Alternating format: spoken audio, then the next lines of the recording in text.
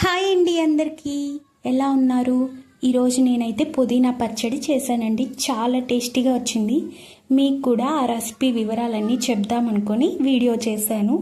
ఈ వీడియో నచ్చినట్టయితే ఖచ్చితంగా స్కిప్ చేయకుండా లైక్ చేయండి, షేర్ చేయండి, సబ్స్క్రైబ్ చేయండి. కావలసిన పదార్థాలు ఇవిగోండి. ఇవన్నీ కొంచెం ధనియాలు,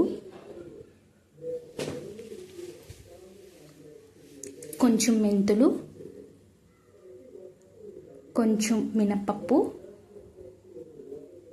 కొంచెం ఆవాలు, కాస్తంత జీలకర్ర.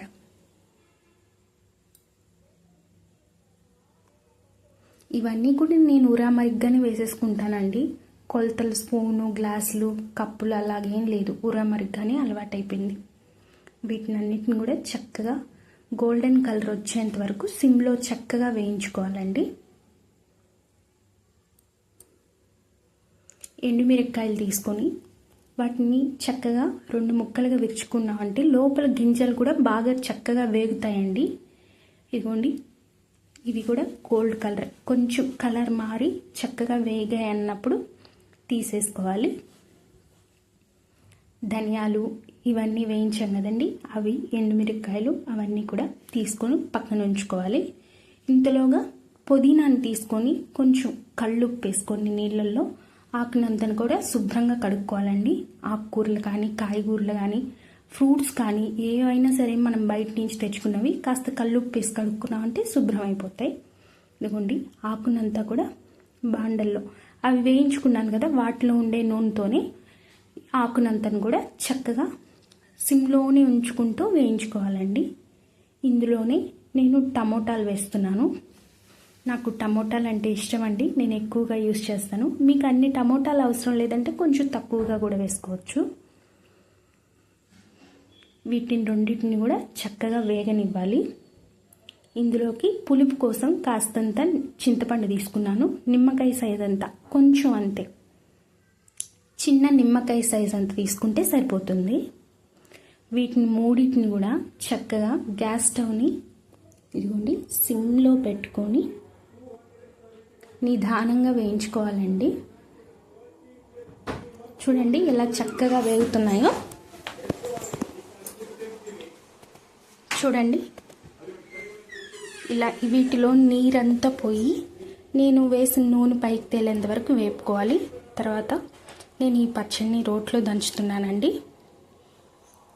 చూడండి, రోట్లో చేసుకునే పచ్చళ్ళ టేస్టే వేరండి, చాలా రుచిగా ఉంటాయి. కాస్త ఓపిక ఉండి మనకు టైం ఉన్న రోజు దంచుకున్నామంటే, టైం లేని రోజు మిక్సీలో వేసుకున్నా కూడా బాగానే ఉంటుంది.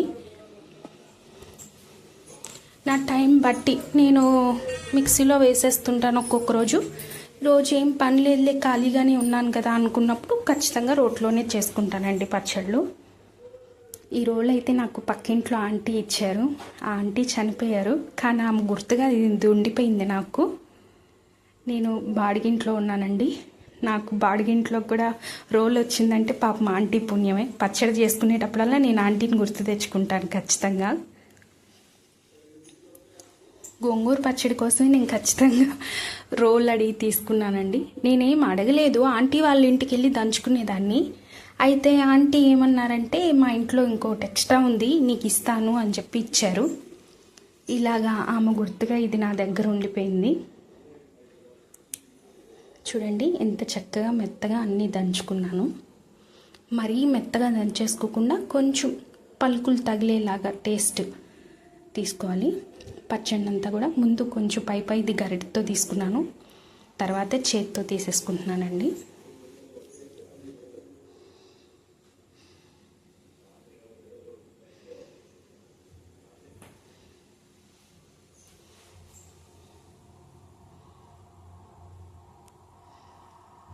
ఇందాక టమోటాలు, కొత్తిమీర అవి వేయించుకున్నాను కదా, ఆ బండల్లోకి తీసుకుంటున్నాను. ఇప్పుడు వేరే బండలు పెట్టుకొని కొంచెం నూనె వేసుకున్నాను.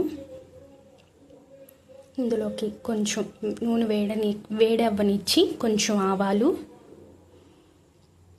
కొంచెం పచ్చెనపప్పు తీసుకుంటున్నానండి. ఆవాలు, జీలకర్ర వేసినా చాలు. నేను కొంచెం పచ్చెనపప్పు, మినప్పప్పు, జీలకర్ర అన్నీ వేసుకుంటున్నాను.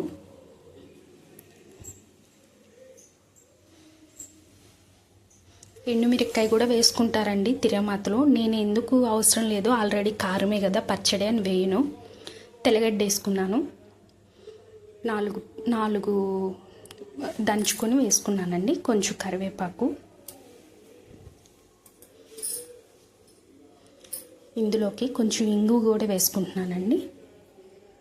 ఏదైనా పచ్చళ్ళలోకి ఇంగు వేసుకుంటే చాలా బాగుంటుందండి. నేను పప్పులో పచ్చళ్ళలో ఖచ్చితంగా ఇంగు వాడతాను. ఇదిగోండి, ఈ బండల్లోకి నూనెనంతా వేసేసుకొని అదే బండల్ని నేను పొయ్యి మీద పెట్టుకొని ఈ పచ్చడి, ఈ తిరగమాత నూనె అంతా కూడా ఆ పచ్చడికి పట్టి ఆ పచ్చడిలో నీరంతా కూడా ఆవిరైపోయేలాగా సిమ్లోనే ఉంచుకొని పచ్చడిని అంతా కూడా స్లోగా ఫ్రై చేసుకుంటున్నాను. చూడండి, రెడీ అయిపోయింది. చాలా టేస్టీగా ఉందండి. ఖచ్చితంగా మీ ఇంట్లో వాళ్ళకి కూడా చేసి పెట్టండి. సింపుల్గా అవుతుంది.